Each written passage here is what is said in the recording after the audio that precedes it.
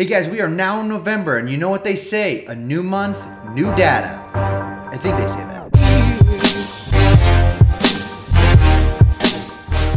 We're currently in a very interesting time in our real estate cycle. We are seeing the data show that we're seeing the transition from a seller's market into the hands of the buyers. Now, back in June, we talked about the top threats to our real estate market, and we've been tracking those metrics ever since because we knew this was coming.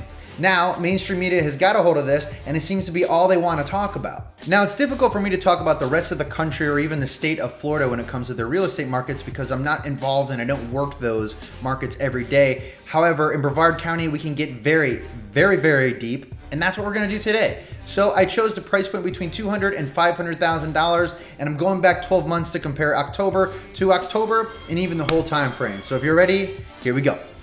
In terms of new listings, October 2018 outperformed 2017 by 22%. When looking at listings on the market over the last 12 months, collectively we've seen a 10% increase. Even though we've seen an increase in listings from October to October, we've actually seen a decrease in property that went under contract. But when looking back at the last 12 months of data, we've seen a relatively large increase at 11.9%.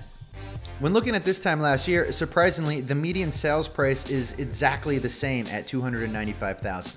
But when looking at the last 12 months, we've seen a slight increase in the asking price by 1.7%, taking it from $295,000 right over $299,900.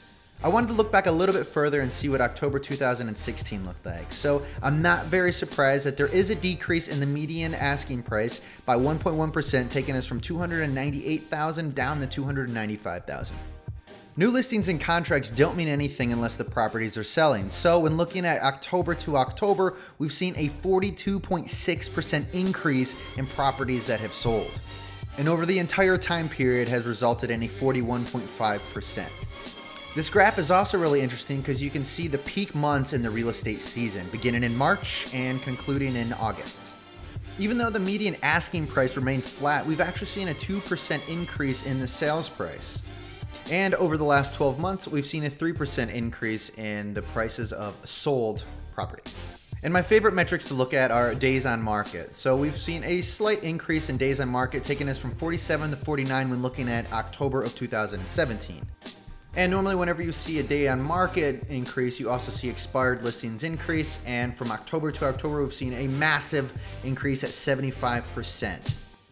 Which gives us a 67% expired listings over the course of the last 12 months. So my three big takeaways from today's analysis are: one, for whatever reason, more people decided to list this October than they did last October, which is going to be a risk because we know that November and December are traditionally slower months in terms of real estate, so it's going to be fun to keep an eye on that. Two, in terms of the median sales price for listings over the course of the last 12 months, we've seen steady growth at 3%. And number three, expired listings. I always hone in on expired listings because this is a clear indication of a saturated market. Seeing a 75% increase from October 2017 to 2018 demonstrates that clearly. As always, thank you very much for watching and engaging and just allowing me to do these videos. If you found this video valuable, please feel free to share it with anyone you know that might be looking to buy or sell, as data can always help steer someone in the right direction. You guys know the drill. I'll see you next Monday.